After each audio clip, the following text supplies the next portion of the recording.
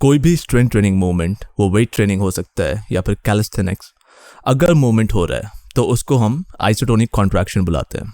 इसका मतलब है मसल में टेंशन कांस्टेंट रहता है थ्रू आउट, लेकिन मसल लेंथ में चेंज आता है मूवमेंट के वक्त। आइसोटोनिक कॉन्ट्रैक्शन के दो फेजेस होते हैं, शॉर्टनिंग और लेंथनिंग। शॉर्टनिंग को हम कॉन्सेंट्रिक कॉन्ट्रैक्शन बुलाते हैं, फॉर एग्जांपल जब हम पुलअप करते वक्त ऊपर जा रहे हैं, और लेंथनिंग को इसेंट्रिक कॉन्ट्रैक्शन बुलाते हैं, फॉर एग्जांपल पुलअप करते वक्त जब हम नीचे जा रहे हैं। इसेंट्रिक फेज को हम नेगेटिव फेज भी बुलाते हैं, क्योंकि इस फेज में हम मैकेनिकल एनर्जी स्टोर कर रहे हैं जो हमें हेल्प करेगा इलास्टिक रिकॉइल में। अगर इसेंट्रिक फेज नेगेटिव है तो कॉन्सेंट्रिक फेज पॉजिटिव है। इसको हम पॉजिटिव इसलिए बुलाते हैं क्योंकि हम ग्रेविटी के अगेंस्ट कॉन्सेंट्रिक कॉन्ट्रैक्शन करते हैं। ओके, हमने ये समझ लिया कि इसेंट्रिक को नेगेटिव और कॉन्सेंट्रिक को पॉजिटिव क्यों बुलाते हैं। तो अब इसेंट्रिक कॉन्ट्रैक्शन को थोड़ा सा एक्सप्लोर करते हैं, क्योंकि इसेंट्रिक कॉन्ट्रैक्शन बहुत ही इंटरेस्टिंग और मिस्टीरियस है। जब हम कोई भी स्ट्रेंथ मूवमेंट कर रहे हैं तो हम दो तरह के फोर्स के साथ डील करते हैं। पहला फोर्स जो लोड या वेट की वजह से है, जिसको हम लिफ्ट करेंगे, इसको हम रेजिस्टिव फोर्स बुलाते हैं। और दूसरा फोर्स जो हमारे मसल्स जनरेट करेंगे उस वेट को लिफ्ट या रेजिस्ट करने के लिए, जिसको हम मसल का कॉन्ट्रैक्टाइल फोर्स बुलाते हैं। अगर रेजिस्टिव फोर्स कॉन्ट्रैक्टाइल फोर्स से ज़्यादा है तो मसल स्ट्रेच होकर लेंथन होंगे under the load while maintaining tension. किसी भी एक्सरसाइज का जो लोअरिंग फेज होता है वो इसेंट्रिक फेज होता है, फिर चाहे वो पुलिंग मूवमेंट हो या pushing movement. For example pull up, rowing या डेडलिफ्ट करते वक्त जब हम नीचे जा रहे हैं, या फिर बेंच प्रेस, मिलिट्री प्रेस या पुशअप करते वक्त नीचे जा रहे हैं। पुलिंग एक्सरसाइजेज में इसेंट्रिक या नेगेटिव फेज कॉन्सेंट्रिक के बाद आता है, और पुशिंग एक्सरसाइजेज में कॉन्सेंट्रिक से पहले। क्योंकि इसेंट्रिक कॉन्ट्रैक्शन में मसल स्ट्रेच होते हैं अंडर लोड, इसलिए इसेंट्रिक फेज कॉन्सेंट्रिक से ज़्यादा डैमेजिंग होता है। हमारे मसल फाइबर का जो बेसिक कॉन्ट्रैक्टाइल यूनिट होता है उसको हम सार्कोमियर बुलाते हैं। जब सार्कोमियर्स स्ट्रेच होते हैं तो उसकी वजह से माइक्रोटेयर्स होते हैं, और इन माइक्रोटेयर्स की वजह से अगले दिन आप सोरनेस एक्सपीरियंस करते हो, जिसको हम डॉम्स या डिलेड ऑनसेट मसल सोरनेस बुलाते हैं। इस सोरनेस की वजह से कुछ लोगों को स्वेलिंग हो सकती है, स्ट्रेंथ थोड़ा कम हो जाता है टेम्परली, और रेंज ऑफ मोशन तो फॉर श्योर बहुत लिमिटेड हो जाता है। लेकिन इसका मतलब ये नहीं है कि इसेंट्रिक कॉन्ट्रैक्शन या माइक्रोटेयर्स बुरे हैं। इनफैक्ट इसेंट्रिक फेज कॉन्सेंट्रिक से ज़्यादा कॉन्ट्रीब्यूट करता है मसल और स्ट्रेंथ बिल्डिंग में, but don't over do it. Eccentric movements हमारे मसल्स और सेंट्रल नर्वस सिस्टम दोनों के लिए काफ़ी स्ट्रेसफुल होते हैं, और उसके वजह से रिकवरी पीरियड लंबी हो जाती है।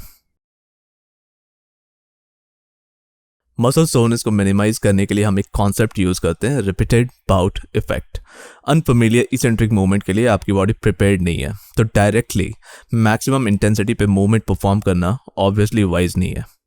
अगले दिन काफ़ी पेन होगा। पहले कुछ हफ्ते हम सब मैक्सिमल इंटेंसिटी पे एक्सरसाइज कर सकते हैं, जैसे 3 sets of 8 to 12 repetitions at 40 to 60% of intensity.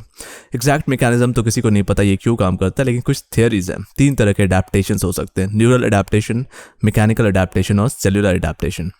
जब हम मूवमेंट्स रिपीट करते हैं तो हमारा नर्वस सिस्टम ज़्यादा एफिशिएंट हो जाता है at recruiting and controlling muscle fibres. ये न्यूरल अडेप्टेशन है। हमारे मसल्स भी थोड़े ज़्यादा स्टिफ हो जाते हैं इन रिपीटेड मूवमेंट्स के बाद, मतलब अब वो ज़्यादा स्ट्रेस और स्ट्रेन ले सकते हैं, प्रोवाइडिंग बेटर सपोर्ट। ये मैकेनिकल अडेप्टेशन है। और फाइनली सेल्यूलर अडेप्टेशन, मतलब cellular changes in response to environmental changes. हमारे केस में वो एक्सरसाइज इंड्यूस्ड है, जैसे adaptation to the inflammatory response and increase protein synthesis to repair and rebuild damaged muscle tissues. हमारी body जो प्रोसेस यूज़ करती है अमीनो एसिड से प्रोटीन बनाने के लिए, उसको प्रोटीन सिंथेसिस बोलते हैं। लेकिन इसेंट्रिक स्ट्रेंथ की ज़रूरत क्या है? जब हम डाउनहिल वॉक कर रहे होते हैं तो हमारी बॉडी एक्सेलरेट करना चाहती है because of gravity. Eccentric strength हमें हेल्प करता है टू काउंटर एक्ट ग्रेविटी, और हम अपने हिसाब से अपने स्पीड को रेगुलेट कर सकते हैं। जब हम हैवी लिफ्ट करते हैं, जैसे हैवी स्क्वाट कर रहे हैं, तो इसेंट्रिक स्ट्रेंथ ब्रेक का काम करता है ताकि हम कोलैप्स ना करें अंडर द लोड। जो लोग लंबे टाइम से लिफ्टिंग कर रहे हैं उनको ये पता होगा कि हम इसेंट्रिक फेज में कॉन्सेंट्रिक फेज से ज़्यादा वेट लिफ्ट कर सकते हैं।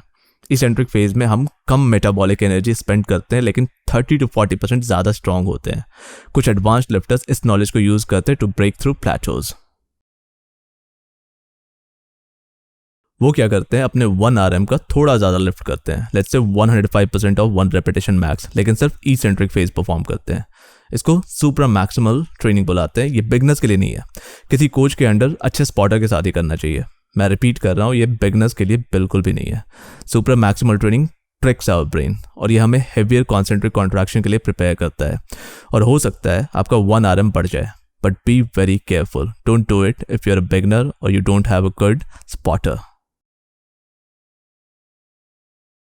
Eccentric फोकस ट्रेनिंग का एक और एडवांटेज है, अगर आप नेगेटिव फेज या फिर eccentric फेज पे 3 सेकंड स्पेंड कर रहे हो और कॉन्सेंट्रिक या पॉजिटिव फेज पे 1 सेकंड, तो ये eccentric डोमिनेंट ट्रेनिंग है।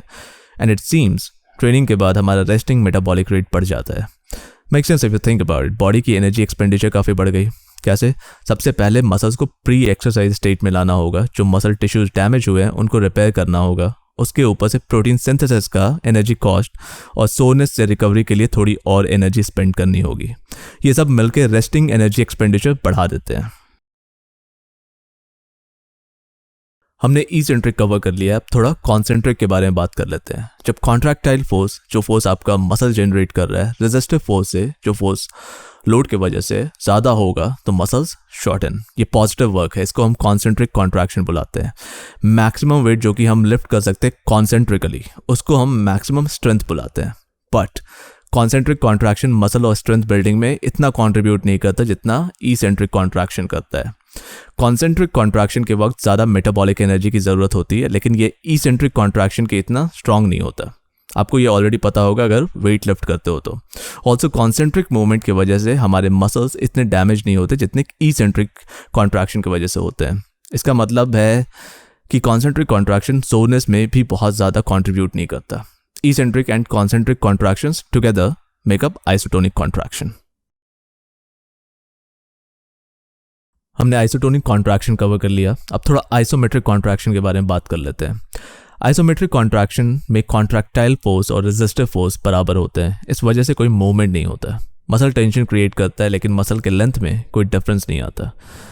ऑलमोस्ट हम सब लोग एंड रेंजेस में रिलेटिवली वीक होते हैं। सो आइसोमेट्रिक कॉन्ट्रैक्शन का एक अच्छा यूज केस हो सकता है बिल्कुल एंड रेंज में 1 सेकंड का पॉज लेना, जैसे स्क्वाट करते वक्त बॉटम पोजीशन पे और पुल अप करते वक्त टॉप पोजीशन पे। आइसोमेट्रिक कॉन्ट्रैक्शन का सबसे कॉमन यूज केस है to build strength in stabiliser muscles like core muscles. Isometric contraction concentric contraction से 20% ज़्यादा स्ट्रांग होता है। आज के लिए इतना ही, मिलता है अगले वीडियो में एक नए टॉपिक के साथ।